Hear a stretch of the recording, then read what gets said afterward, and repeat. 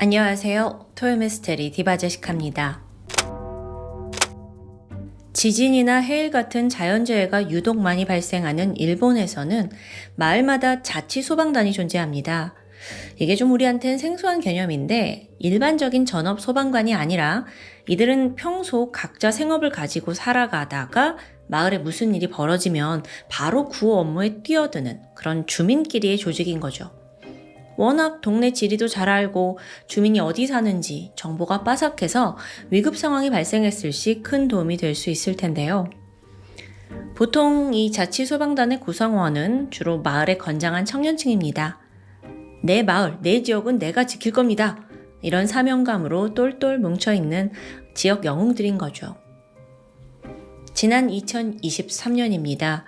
일본 치바현 기사라즈시에서 이 마을의 자치소방단 부장을 맡고 있던 37살의 남성 오가와 춘야. 이 사람은요, 마을에서도 워낙 예의 바르고 착하기로 소문이 나 있었습니다.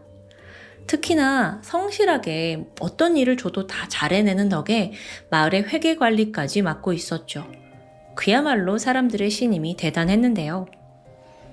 그러던 3월 19일 오가야는 돌연 의미심장한 메시지 한 통을 동료에게 남깁니다. 지금까지 이런 인간에게 잘해줘서 정말 고마워요. 그리고 미안해요. 안녕. 내용이 심상치 않잖아요. 그래서 동료가 바로 연락을 해보는데 닿질 않았죠. 왜냐하면 오가와가 그 사이 경찰서에 연락을 하고 있었기 때문입니다. 여보세요? 안녕하세요. 제가 자수를 하려고요. 자수. 곧이어 조용했던 마을에 수십 대의 경찰차가 들이닥쳤고 폴리스 라인이 쳐지고 그렇게 이들이 향한 곳은 다름 아닌 오가와의 자택 마당입니다. 마당은 잡초가 막 무성히 자라 있어서 관리가 전혀 안 된 모습이었죠. 경찰들이 삽을 가지고 들어갔고 마당 이곳저곳을 파내기 시작하는데 잠시 후 뭔가가 눈에 띕니다. 그건 이미 백골화가 돼서 뼈만 남아있는 사람의 시체였습니다. 오가와가 순순히 자백을 한 덕에 시신의 신원은 금세 드러났어요. 집 마당에 묻혀있던 피해자는 스도 슈헤이. 놀랍게도 오가와가 초등학생 시절부터 친했던 친구입니다. 그런데 보니까 이 시신은 사망한 지 적어도 15년은 흐른 것으로 보였죠. 아니, 세상 착하고 예의 바르고 정말 좋은 사람인 줄 알고 있던 오가와가 알고 보니 동급생을 살인했고 그걸 15년간 마당에 묻은 채 함구했다라는 사실은 이 지역 사람들에게 정말 큰 충격이었습니다. 하지만 이 사건의 전말이 모두 알려지고 나서 특이한 현상이 발생해요. 오가와를 두고 일본 여론이 두 갈래로 나뉘게 되는데요. 한쪽은 오가와를 동정하는 여론, 또 한쪽은 오가와 그래도 네가 문제다 라는 여론까지. 과연 이 사건은 어디서부터 시작된 걸까요? 오가와 그리고 스도의 악연은 약 30년 전으로 거슬러 올라갑니다. 당시 초등학생이었던 오가와는 할아버지는 농가를 소유했고 또 아버지는 몫으로 일을 하고 있었어요. 경제적으로 좀 유복한 삶을 살았죠. 다만 어머니와 여동생이 각각 경증 그리고 중증의 장애를 앓고 있어서 오가와는 바쁜 아버지와 할아버지를 대신해 이 어머니와 여동생의 간호에 대부분의 시간을 쏟았습니다. 그렇게 되다 보니 자연스레 또래 친구들과 어울리지 못했고 이건 점점 오가와가 대인관계에 어려움을 갖게 되는 그런 상황을 만들어냅니다. 친구들은 야, 쟤 오가와 쟤는 초등학생밖에 안 됐는데 왜 이렇게 어른스럽고 조용해? 뭔가 나랑 안 맞는 것 같아 하면서 잘 다가오지 않아요. 또 오가와 역시 내성적이다 보니 먼저 손을 내밀지 못했고요. 그런 아이가 초등학교에서 고학년이 되었을 무렵 전학생이 한 명 옵니다. 그게 바로 피해자 스도 슈에이였어요. 스도는 당시에 복잡한 가정환경으로 인해서 보육원에서 지내고 있었거든요. 근데 이 사실이 학교에 알려지니까 야야, 쟤 고아원에서 산대. 쟤 엄마 아빠 없대. 막 다들 수군거리면서 친구들이 거리를 둬요. 여기서 오가와만큼은 달랐죠. 스도가 이렇게 잔뜩 기죽어 있는데 그 모습이 나와 같은 처지라고 느꼈던 것 같습니다. 그렇게 그에게 다가갔고 두 사람은 곧이어 절친이 됩니다. 학교 끝나면 가까운 공원 달려가서 놀고 또 초등학생이니까 오락실에도 가고 또 종종 둘이 노래방에 가서 즐기기도 했다고 해요. 외로웠던 둘에게 너무나 행복한 시간이었죠. 그런데 생각해보면 스도는요, 지금 보호자 없이 보육원에서 살고 있기 때문에 돈이 없어요, 수중에. 그래서 오가와가 야 친구야 우리 오락실 가자. 나 돈 없는데? 아 괜찮아 나 용돈 받았어 나 있어. 자연스럽게 두 사람이 노는데 드는 비용은 오가와가 지불하기 시작했어요. 당연히 내 제일 친한 친구니까 선뜻 돈을 낼 수 있었던 거죠. 근데 이게 한 번, 두 번 계속되면서 오히려 불행의 시작을 만들게 되는데요. 스도가 딴 맘을 먹기 시작해요. 오가와 쟤는 부모님도 있고 잘 살잖아. 그럼 그 돈을 나한테 좀 줄 수 있는 거 아니야? 그러더니 어느 날부터 스도는 친구에게 직접적으로 돈을 요구하기 시작합니다. 평소 오가와는 할아버지에게 용돈을 꾸준히 받아왔어요. 근데 어느 순간부터 이 돈이 전부 친구 스도의 손으로 들어가게 되었죠. 처음에는 오락실 갈 돈, 노래방 갈 돈이었는데 시간이 점점 지나서 둘이 중학생이 되었을 무렵에는 스도가 아예 수학여행 비용까지 내달라고 요구합니다. 오가와는 친구를 잃을까 두려워서 그 요구를 거절하지 않고 모두 들어주게 되고요. 당시 오가와가 스도에게 주었던 돈을 계산해보면 한 주에 적게는 30만 원, 많게는 50만 원까지 됐습니다. 중학생 치고는 상당한 돈이에요. 자, 그렇게 학교에 이제 새로 왔는데 두 사람이 다행히 다른 반으로 배정됩니다.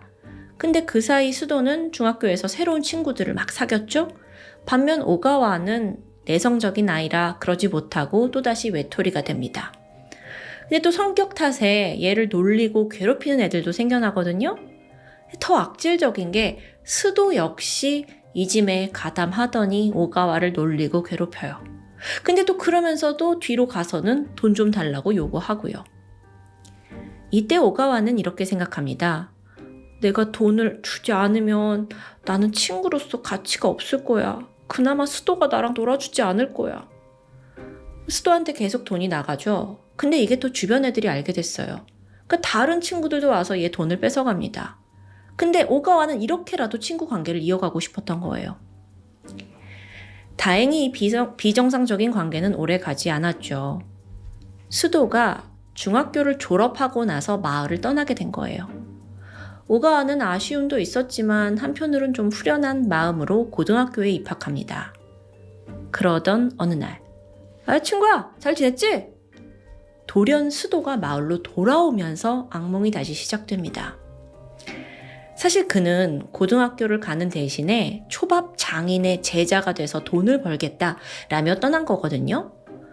근데 그게 잘 안 됐나 봐요. 근데 상황이 보육원에선 이미 퇴소된 상황, 더 이상 갈 곳이 없어요. 가족이 없으니까. 그러다 보니 얘가 수도가 마을에 돌아와서 오가와네 집에서 차로 10분 정도 떨어진 여관에서 생활을 시작했죠. 수도가 오가와를 찾아왔습니다. 그러면서 야, 너 봐라. 난 지금 거처도 별로 마땅치가 않고 돈도 없다 라면서 자기한테 또 돈을 좀 대달라고 뻔뻔하게 요청하는 거예요. 오가와는 거절하지 못합니다. 워낙 성격이 그랬대요. 결국 그의 생활비 전부를 스도한테 갖다 줬고 심지어 어느 날부터는 스도의 친형이라고 하면서 여관에서 함께 살거든요. 그 친형한테까지 돈을 뺏기는 지경에 달했어요. 그러면서 이 형제가 돈이 필요할 때마다 야, 오가 어딨어? 빨리 돈 달라고 해야지. 너무도 당연히 금전을 요구합니다. 말 그대로 호구가 된 거죠. 한편 안타깝게도 이 시기 오가와의 삶은 평탄하지 못했습니다.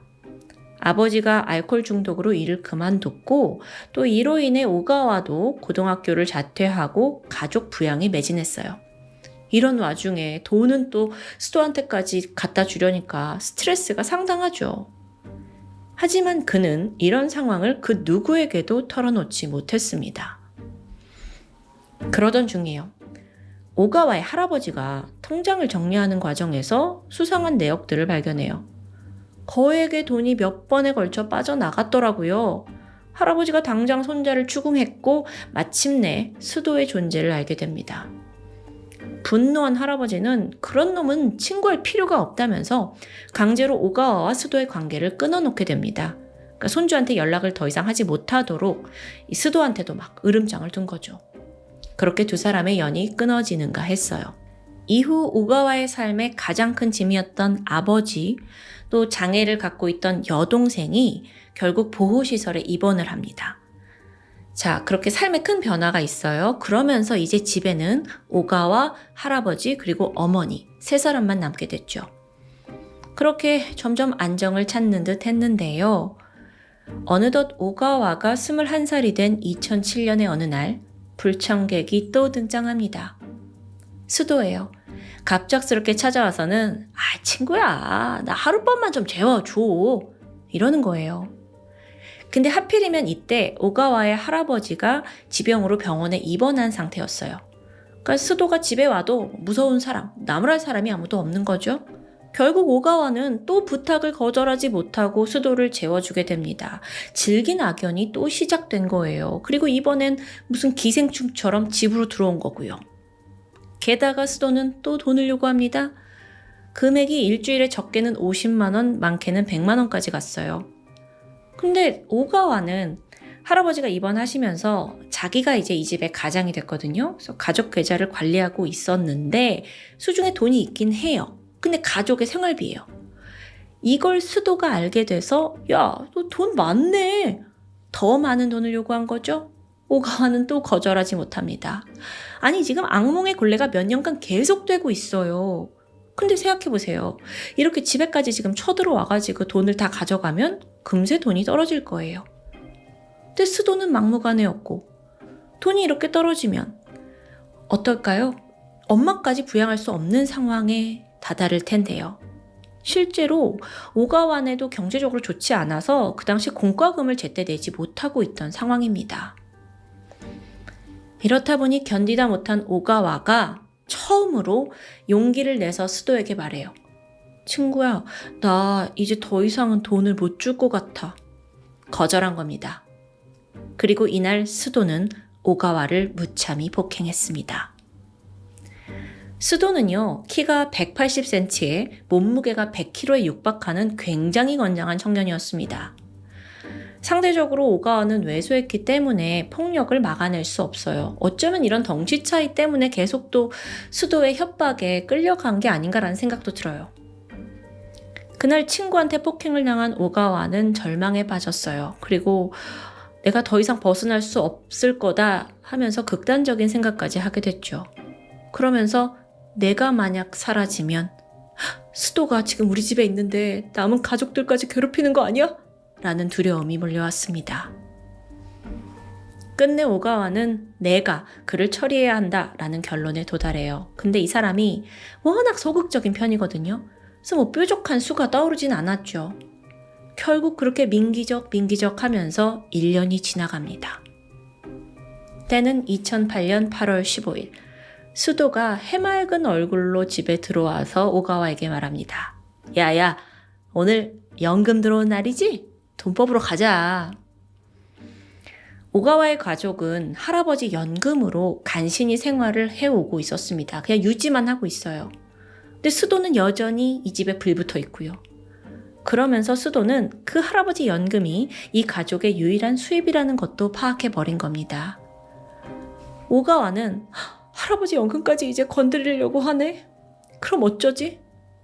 이때 오가와가 간신히 붙잡고 있던 이성의 끈을 놓고 말아요. 스도한테 연금까지 빼앗기면 이제 가족 전체가 뭐 길에 나앉게 되거든요. 그래서 마음을 굳게 먹습니다.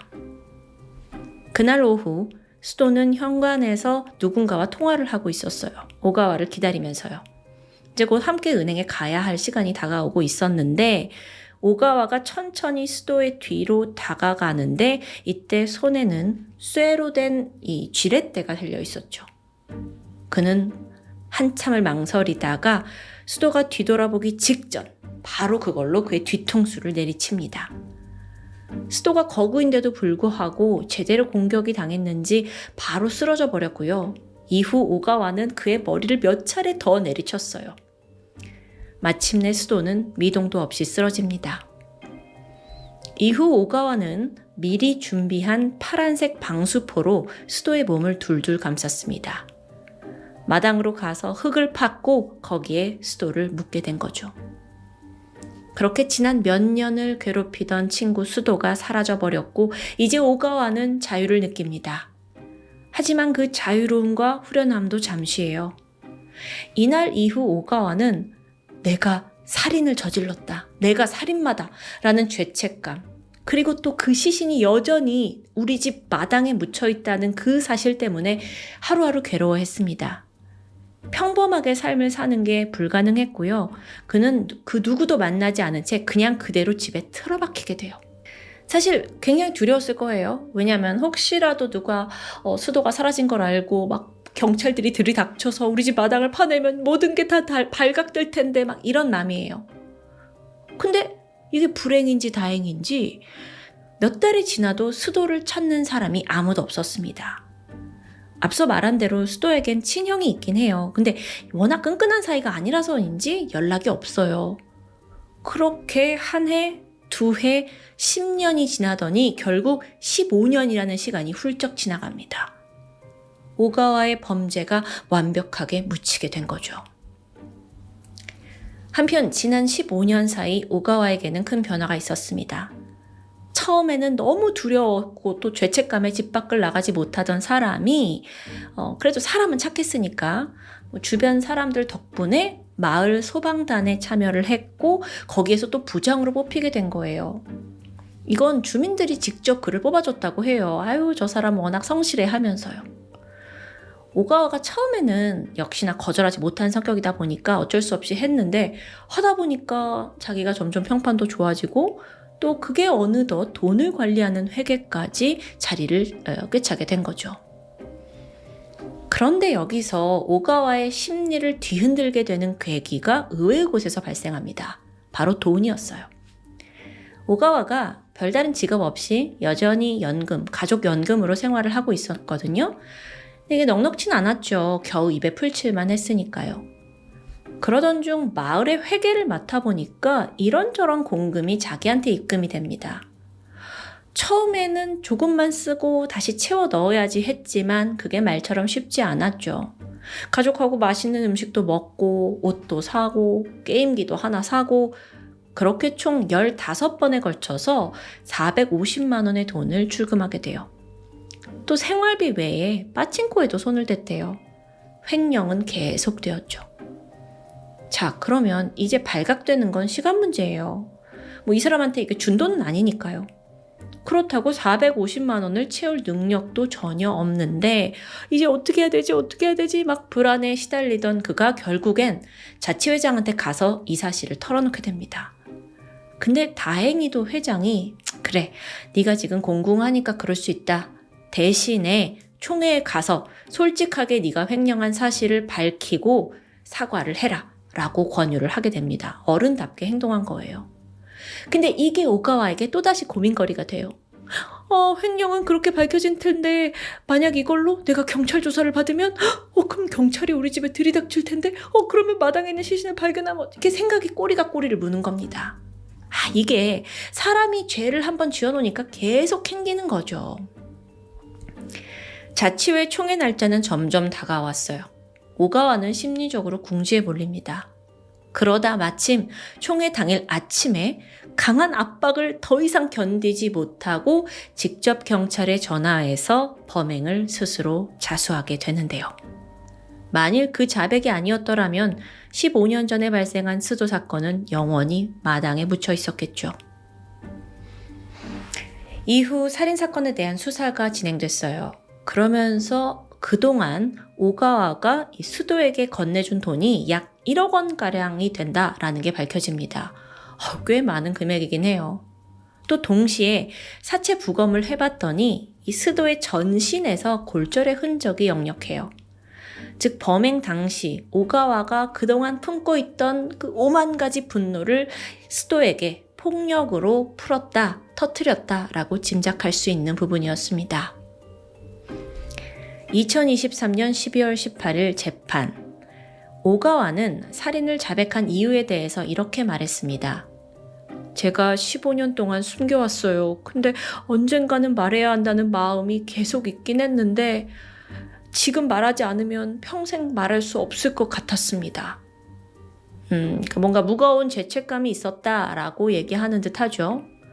변호인 측 역시 애초에 이 사건의 분노를 유발한 사람이 스도에게 있지 않았냐 이걸 강력히 주장했고요. 또 오가와가 자백을 했다는 점을 참작해 달라고 요청했죠. 하지만 검찰 측은 좀 다르게 봤습니다. 너는 결국 살인이라는 걸로 이 복수를 한 거 아니냐. 이건 다른 살인마와 다를 바가 없다. 라면서 징역 14년형을 구형해야 한다고 주장합니다. 끝내 어떤 판결이 내려졌을까요? 재판부는 이 범죄를 일으킨 오가와의 심리? 그건 이해하겠지만 살인 외에 분명 다른 선택지가 있었을 거다라고 지적합니다. 생각해보니 사실 그는 주변에 단 한 번도 도움을 요청한 적이 없었어요. 그래서 할아버지 외에 그가 친구 스도에게 시달리고 있었다라는 걸 아는 사람이 거의 없었고요.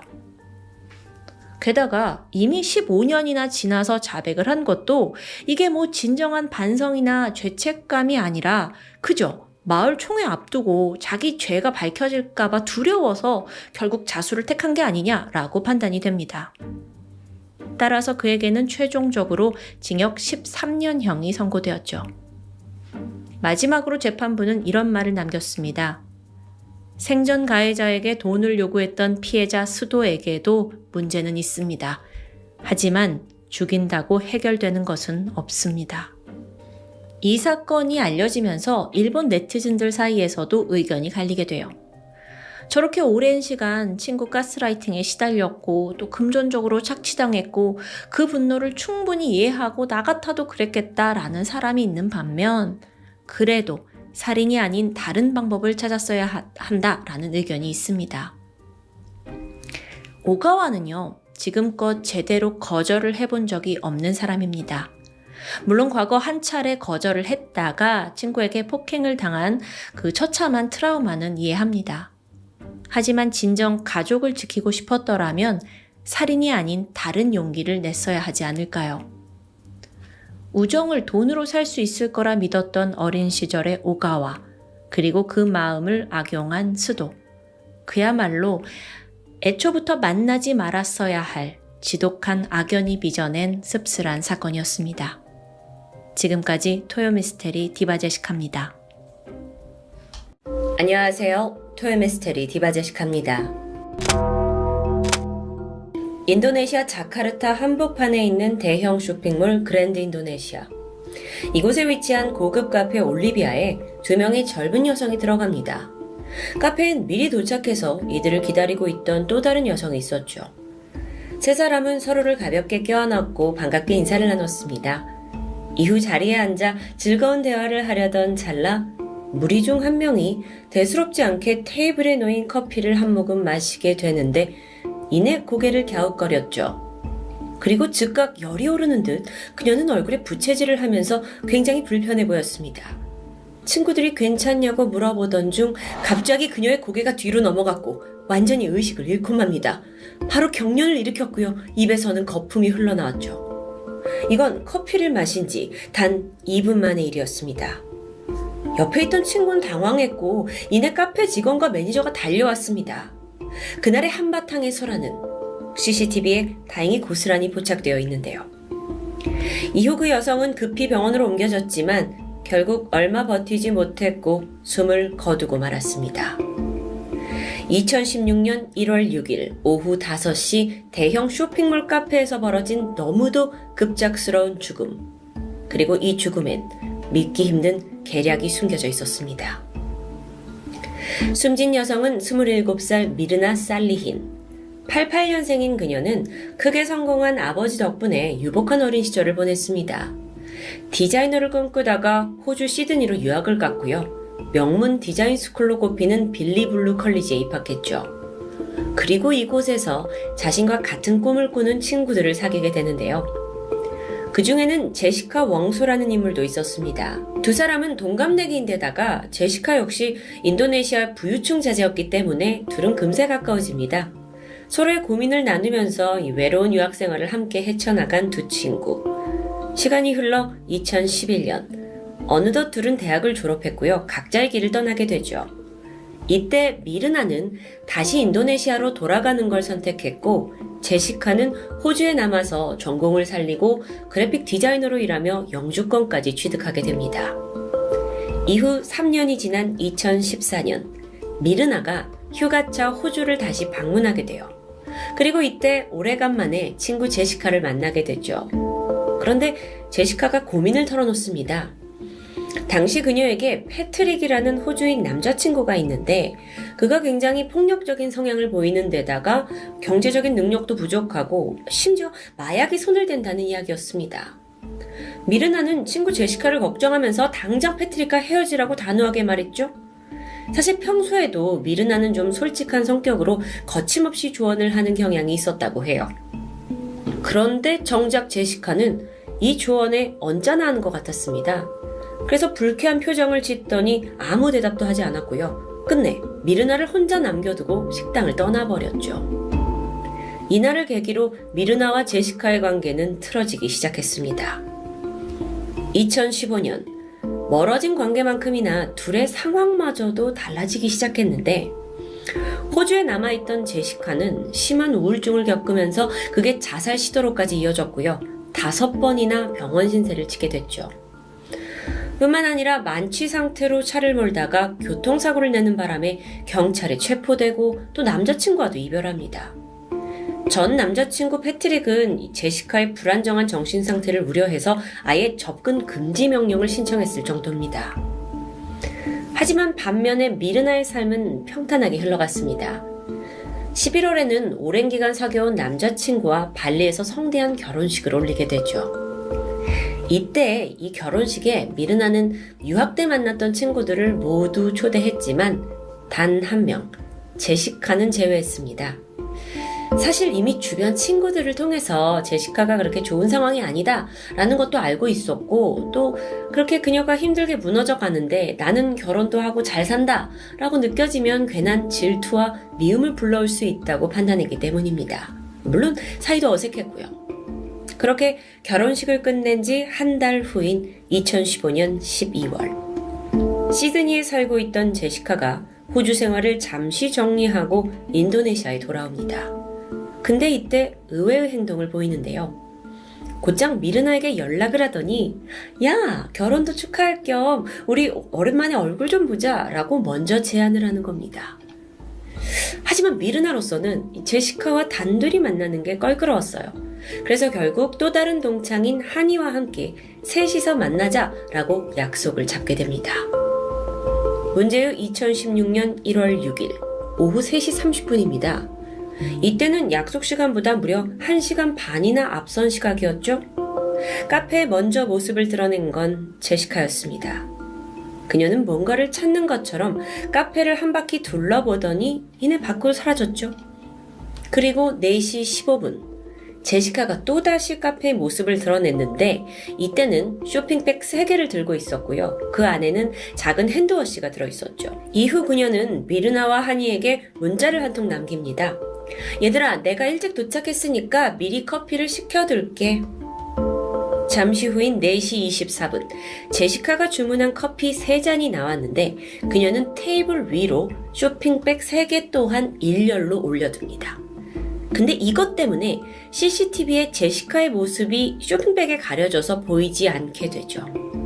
하지만 CCTV를 자세히 살펴보면 앉아있는 이 제시카가 커피잔을 직접 손으로 옮겼고 어떤 행동을 하고 있다는 움직임은 확실히 포착됩니다. 이후 50분이 지난 5시 16분 기다리고 있던 미르나와 하니가 카페의 모습을 드러냅니다. 그들은 제시카와 인사를 주고받았고 그 제시카가 앉아있던 자리에 앉은 후에 잠시 이야기를 나누다가 미르나가 별다른 의심 없이 테이블에 나와있던 커피를 한 모금 마셨는데요. 이내 맛이 이상하다고 불평했고 잠시 후 거품을 물고 쓰러진 채 발작했고 이후 영영 깨어나지 못하게 된 상황입니다. 3일 뒤 시행된 부검 결과 그녀의 위장에서는 소량의 시안화물, 즉 청산가리가 검출됩니다. 즉 누군가 독을 탄 커피였다는 거죠. CCTV 영상을 분석해 보니까 경찰은 카페에 미리 도착을 해서 커피를 주문했던 제시카를 당연히 유력한 살해 용의자로 지목할 수밖에 없었습니다. 근데 사실 이게 영상 때문만은 아니었어요. 그날 제시카가 보인 또 다른 수상한 행동이 있었기 때문입니다. 미르나가 카페에서 막 거품을 물고 쓰러져 있는데 주변 사람들은 대부분 어머 이거 뇌전증 발작 증상 아니에요? 라고 생각을 했고 수근수근 거렸습니다. 그런데 제시카의 생각은 달랐어요. 곧장 카페 매니저한테 가더니 아주 의미심장한 말을 던졌죠? 도대체 커피에 뭘 타신 거예요? 어라, 이건 마치 자신이 커피 안에 독극물이 들어있다라는 것을 알고 있는 그런 걸 암시하는 것처럼 들리지 않나요? 오히려 이 말 때문에 사실 사건을 해결하는 계기가 되기도 했습니다. 미르나가 병원에 실려간 이후에도 매니저는 그 제시카가 했던 말이 찜찜했고요. 결국 그 커피를 폐기하지 않고 그대로 보관했던 겁니다. 그리고 수사팀에 넘겼죠. 결국 그 커피에서도 청산가리가 검출됩니다. 그러고 보니까 제시카는 미르나가 쓰러져 있는데도 아주 이상하리만큼 침착한 모습을 보였고요. 얼마 후에 장례식에 참여해서도 무덤덤한 표정으로 있었던 게 포착이 됐죠. 사건 발생 한 달이 채 지나지 않은 1월 30일, 제시카는 미르나 살해 혐의로 기소됩니다. 그런데 이때 제시카의 태도는 또다시 당황스러웠습니다. 희대의 사건, 여기에서 자신을 취재하러 온 기자들 앞에서 한박 웃음을 지어 보이는 겁니다. 마치 이 상황을 꽤 즐기고 있으면서 자랑스러워하는 것 같은 표정이었죠. 지금 보시는 이 사진은 살인 혐의를 받고 재판을 받으러 가는 여자의 표정인가 싶습니다. 두 손은 왜 공손히 모으고 있는 걸까요? 뭐 취재해줘서 감사하다는 걸까요? 본격적으로 재판에 들어갑니다. 제시카는 자신의 범죄 혐의를 강력히 부인했죠. 미르나 커피에 왜 독극물이 들어갔는지 전혀 모른다는 아주 뻔뻔한 입장을 고수했습니다. 그런데 사실 모든 정황상의 증거는 제시카를 범인으로 지목하고 있긴 했지만 결정적으로 커피에 독극물을 넣는 장면, 이건 쇼핑백에 가려서 포착이 되지 않았습니다. 그래서 증거가 없는 거예요. 그러니까 검찰로서도 재판이 쉽게 풀리지 않고 있었죠. 게다가요, 제시카 역시 부유층 자제였습니다. 그녀는 인도네시아에서 가장 유명한 법률사무소 대표인 오토 하시부안을 비롯해 막강한 변호인단을 꾸리게 되죠. 변호사는 제시카가 쇼핑백을 테이블 위에 올려둔 건 그저 핸드폰으로 문자를 보내기 위해서였다 라면서 당시 문자 내역을 증거로 제출합니다. 또한 미르나의 사망 원인이 정말 독극물에 의한 것이냐? 라고 질문하면서 심장마비 아니냐라고 주장하는데요. 그러면 완전 재판의 방향이 틀어지게 되죠. 사실 미르나가 사망한 직후 병원에서 독성 테스트를 시행했는데 이때는 청산가리가 검출되지 않았던 일이 있습니다. 그러다 3일 뒤에 부검을 진행했는데 거기서 청산가리가 나온 거예요. 그러니까 1차에는 나오지 않았고 좀 더 정밀 검사에서 나왔다는 얘기인데 이걸 근거로 심장마비를 거론한 겁니다. 하지만 여기에 대해서 또 다른 법의학자는 부검에서 미르나 장이 이미 부식이 되어 있었고 또 입안이 검게 변해 있었기 때문에 이건 청산가리 중독 증상과 정확히 일치한다면서 제시카 주장을 강하게 반박했죠. 한편 범행 동기 역시 뜨거운 이슈였습니다. 제시카 변호인단이 뭐라고 말을 하냐면 아니 단지 몇 년 전에 남자친구와 좀 헤어지라고 말했다는 이유로 제시카가 미르나를 죽이려고 호주에서 인도네시아로 날아온 게 말이 되냐? 라고 설명합니다. 하지만 여기에 대해서 제시카의 전 직장 상사 크리스티는 그녀의 폭력적인 성향에 대해 폭로하게 되죠. 과거 제시카가 이렇게 말을 했어요.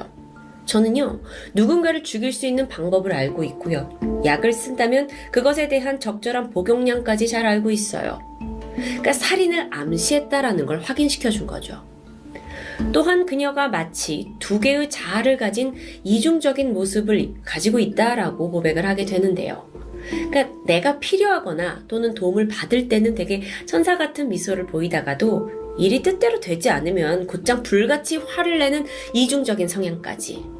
하물며 직장 상사한테 당신 엄마랑 같이 죽어버려. 되게 비정상적인 저주를 퍼붓기도 했습니다. 그래서 이 일로 실제 호주에선 경찰이 출동한 적도 있었어요. 엄연한 위협이니까요. 그래서 좀 더 자세히 보니까 2015년에서 2016년 사이에 제시카는 호주에서 무려 13건의 크고 작은 사건에 연루되어 있었습니다. 그런데 이렇게 치열하게 법적 공방이 계속되는 중에서도 당사자인 제시카는 언제나 기자들 앞에서 환한 미소를 장착한 채 카메라에 포착됩니다. 정신이 보통이 아닌 것 같아요. 사건 발생 9개월이 지난 2016년 10월, 일명 인도네시아 커피 살인 사건의 최종 재판이 무려 생방송을 통해 인도네시아 전역에 중계되었습니다. 검사 측은 정서적으로 불안한 제시카가 자신의 전 남자친구를 비판했다는 이유로 미르나에게 모욕감을 느꼈고 이후 질투에 휩싸여서 그녀를 독살했다고 주장했죠. 판사는 어떤 판결을 내렸을까요? 결국 제시카에게는 독살 혐의가 인정되었고요. 20년형이 선고됩니다. 사실 인도네시아에서 계획살인의 경우 법정 최고형인 총살형을 선고받는 게 일반적이라고 합니다. 총살형. 하지만 제시카가 호주 영주권자였어요. 그래서 덕분에 호주와 인도네시아 간의 조약으로 사형은 면하게 된 거죠. 이후 제시카 측은 억울하다면서 항소를 요청했지만 기각됩니다. 그리고 20년형이 확정되었죠. 이 사건은 2016년 인도네시아 전역에 재판 과정이 다 생중계될 만큼 정말 높은 관심을 받았는데요. 그런데 사건 이후에 기이한 현상이 발생합니다. 커피 살인 사건의 현장이었던 해당 카페가 문제 커피를 마시려는 손님들로 북새통을 이루게 된 겁니다. 저는 정말 이 심리가 이해가 되지 않는데 히데의 살인사건 현장을 마치 박물관 전시회처럼 구경하거나 또는 그 상황을 재현해 보려고 한 걸까요? 20대 여자친구들 사이에서 벌어진 사소한 다툼, 그리고 질투에서 비롯된 끔찍한 살인. 미르다는 제시카를 다시 마주한다는 것을 결국 조심하긴 했지만 비극을 피할 수는 없었습니다. 그게 너무 안타깝죠. 자기도 조심은 했어요. 그렇다면 이제 독살범 제시카는 자신의 죄를 뉘우치고 있을까요? 최근 들어 소개하는 사건에는 이렇게 전과도 없고 평범하게 살던 한 사람이 하루아침에 사이코로 변해서 끔찍한 살인을 저지르는 일이 참 많아지는 것 같아 아쉽습니다. 토요미스테리 디바 제시카입니다.